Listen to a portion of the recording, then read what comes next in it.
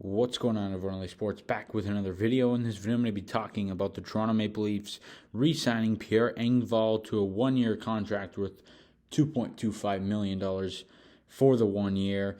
Engvall's 26 years of age, and he's going to be an unrestricted free agent at age 27 at the end of the season.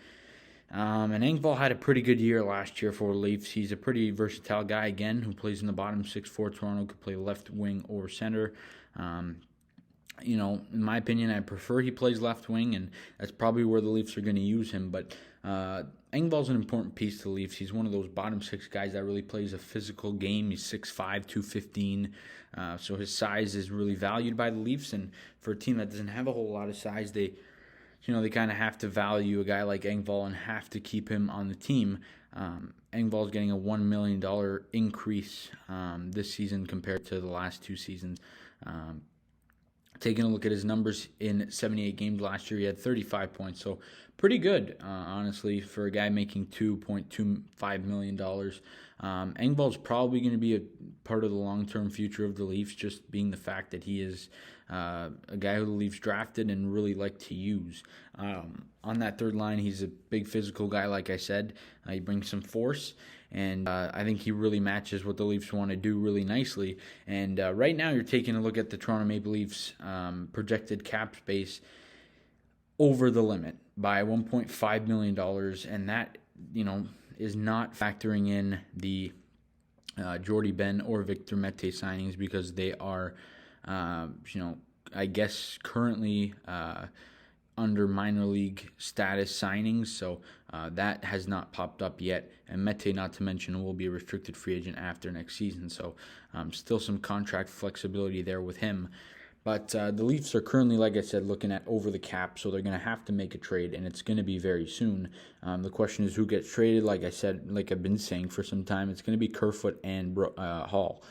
Those are the two major, main guys that could free up $5.5 million for the Leafs. And, you take a look at Sandin. He's a trade chip that you could possibly throw in to get a bigger name, so we'll see if the Leafs elect to do that. But the Leafs are currently without Kerfoot, because I believe at some point he's going to have to get moved. The Leafs are looking at, the lines of, Austin Matthews, Mitch Marner, Michael Bunting. We already know that. Then they have John Tavares, William Nylander, and you could do a lot on the left side of that line. You could put, possibly you could put Cal Yarncroc, or you could put Pierre Engvall. Those are some options there. You could also put Nick Robertson. He would be my favorite to go in that spot. I think a second line of Robertson, Tavares, and Nylander would make a lot of sense. If you elect to do that and have that type of top six, your third line would be very solid. That would have David Kampf, Cal Yarncroc, and Pierre Engvall on that third line. And then you'd have a pretty good fourth line as well of Nicholas Aubé-Kubel, Adam Gaudette, and then you could put Wayne Simmons there, or Cal Clifford, whoever you decide to put there. Or you could even put if you get a guy like a JT Miller, or if you could get one of the cheaper options at forward, the guy who is still there left over.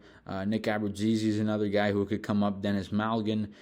There are some options for the Leafs, so they're in pretty good shape there. The only thing that I'm excited to see is what happens here in terms of trades, because there's going to have to be a trade. So we'll see what ultimately that trade ends up being.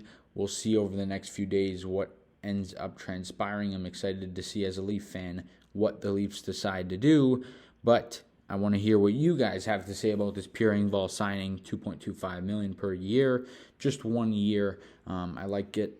He's an unrestricted free agent at the end of next season, and I think the Leafs probably give him a 3-year deal after that, probably at right around the same amount, maybe $2.5 million. We'll see what the Leafs ultimately end up doing, but I like the move for Dubas. It was a last-minute have-to-do type of thing, because you didn't want him to have to be filing for arbitration. That would not have been the path that the Leafs wanted to take. And for Engvall, $2.25 million makes sense for him on a 1-year deal, and it definitely makes sense for the Leafs.